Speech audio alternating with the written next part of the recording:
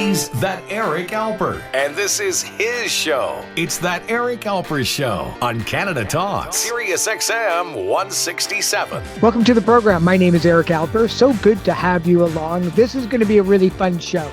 Look, all my shows I think are fun, but this one is really, really good because I actually know pretty much all of my guests in a personal way.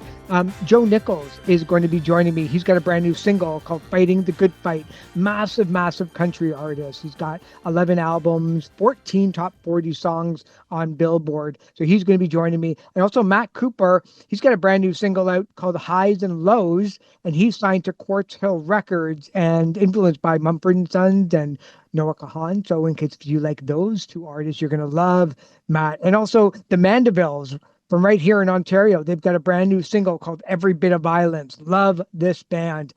And they are going to be joining me later on. But first, I can't believe, I have to tell you, sometimes I talk to people and for like those moments, I'm looking at them going, I bought your albums. And I can't believe that if I told the 15-year-old that I would one day be talking to you, he would have his mind blown.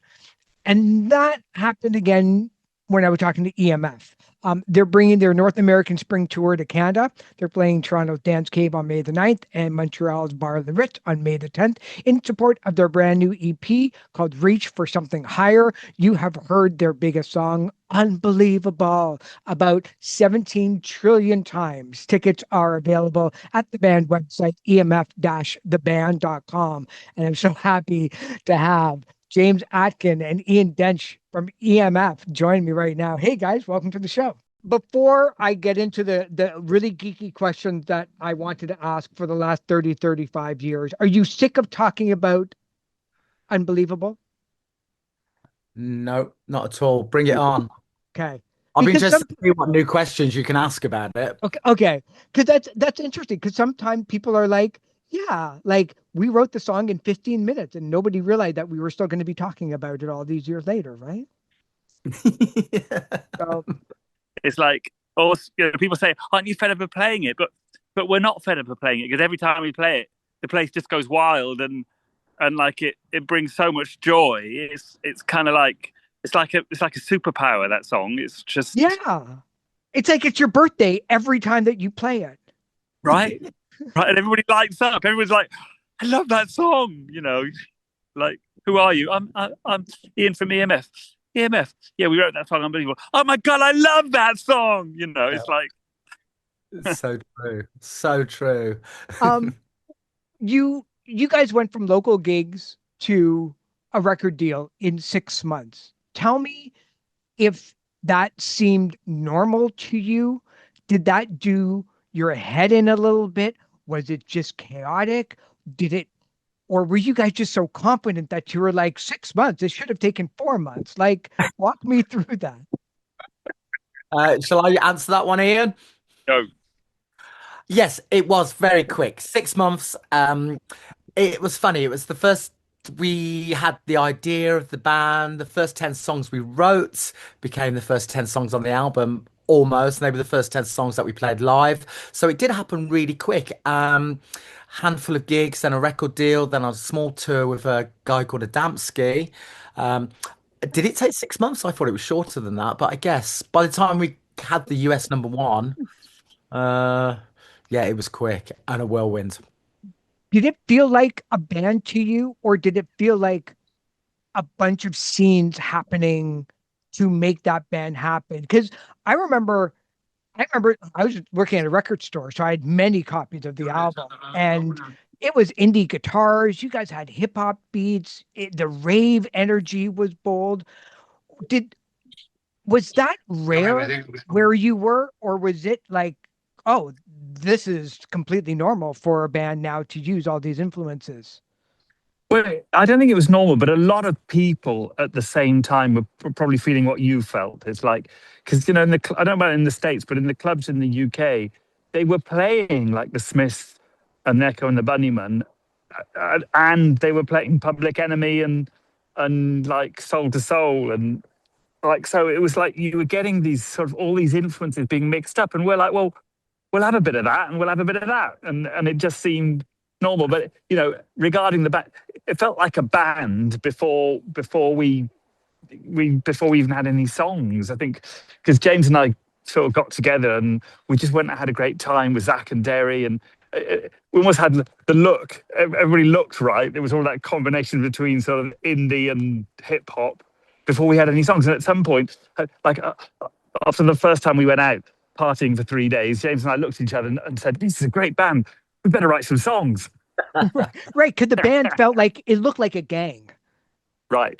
It just looked like a bunch of friends getting together. What's amazing about it, I saw a couple of words that I can't remember which one of you might have said it, but you talked about the arrogance of youth on the creative side of it. And then when I found out that the band was coming back together again with the latest EP out last year, I looked at the photos, and you guys still look like that you have the arrogance of youth.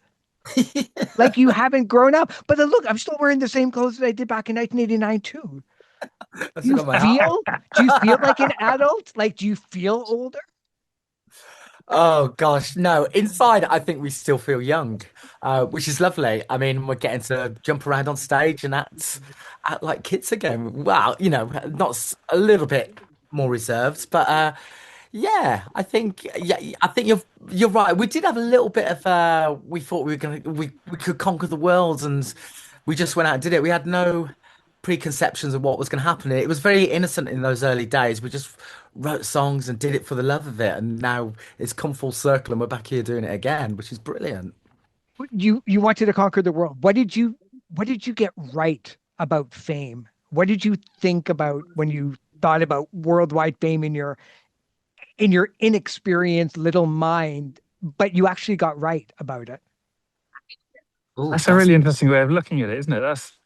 Yeah. I think what we got right was we were just ourselves, and that was what's so lovely about it. It's like we started out as five guys having a great time, loving the music, just loving playing, and I think that became infectious. It just went into the music, and then the music, like just people could feel that in the music, and I think it was just us being ourselves. And I think what we got wrong about it was that after a certain amount of time, it just became exhausting and I don't know. And I think we ended up believing our own hype and trying to please other people. And we should have just, we should have all just carried on living in the Forest of Dean, I think. And now but I feel like James said, it's gone full circle and we've got nothing to prove again. And as you get a bit older, you just want to do what you love. And the thing that I don't know, I think I'm right in saying this, James, the thing we love is playing and writing music. And it's so good to be doing it again.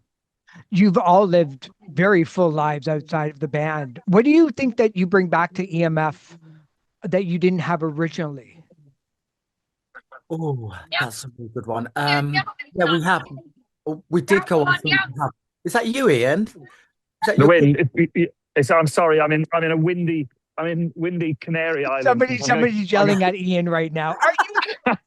He's the guy who wrote Unbelievable. I'm going to find a quiet spot. Tell me about the story of the sample, Ian. Like people are just shouting things at you.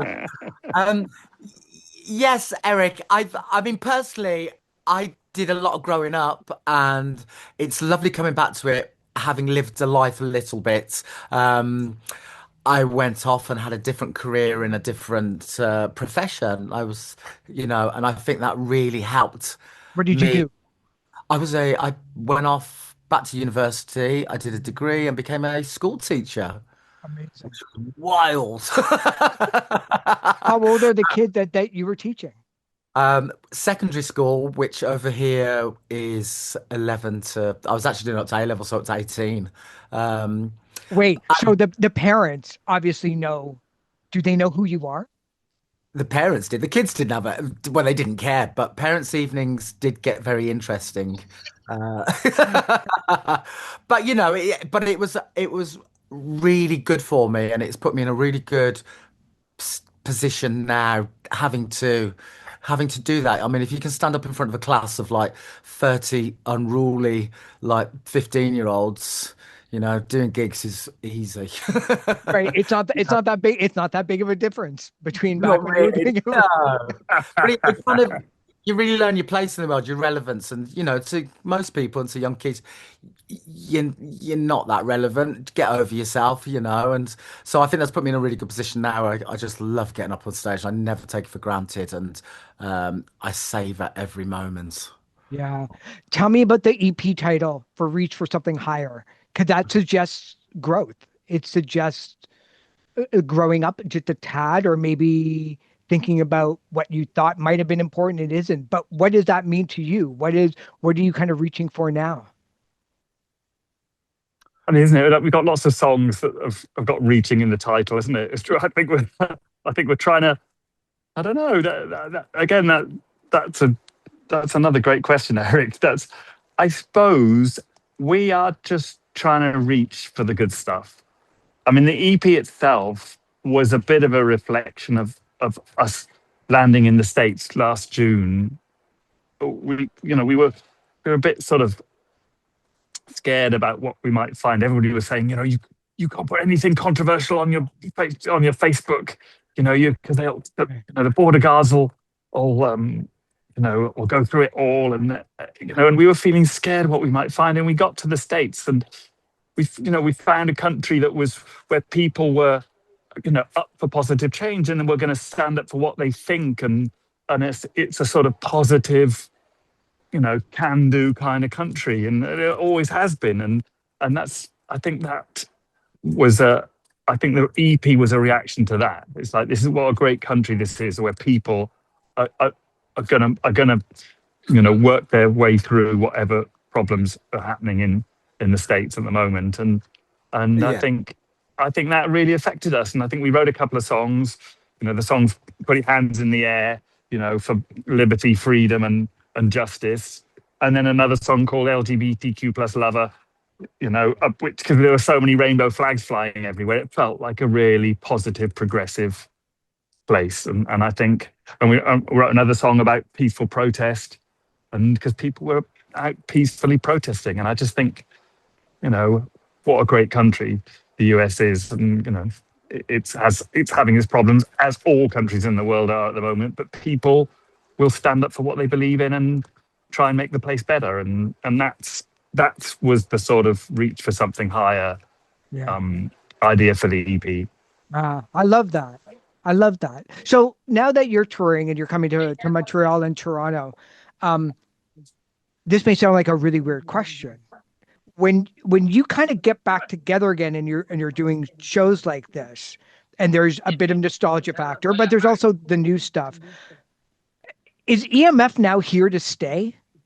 Like, have you talked about that? About, like, we can actually do this for the rest of our lives if we wanted to. Not like you went away for a long time, but you kind of did. And now there's a feeling like, oh, you guys can have new material and you can do this and you can do that. Is that kind of your thinking about this now? Yes, definitely. We're doing it on our own terms. Obviously, we've been writing lots of new songs, and me and Ian have always written songs, over the last 3 decades. And I think we're just happy to keep putting them out there. We're happy to carry on doing gigs as long as there's an audience, and there seems to be an audience that want to engage and see us. So, yeah, as long as people are there, we will keep coming, definitely. Yeah. Um, what do you hope that people leave after they come and see you play? I get the feeling like it's all good stuff, but when they leave, what do you want somebody to say to their friend other than, "Oh my God, they still look amazing"?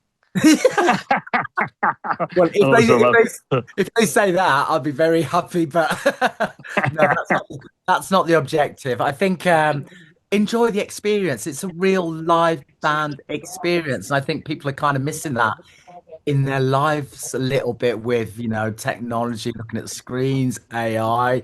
There's nothing better than being in a room with a noisy band jumping around. Um, Enjoy the experience. yeah, Yeah. joy. What if they leave out of there with joy, then we've done our job.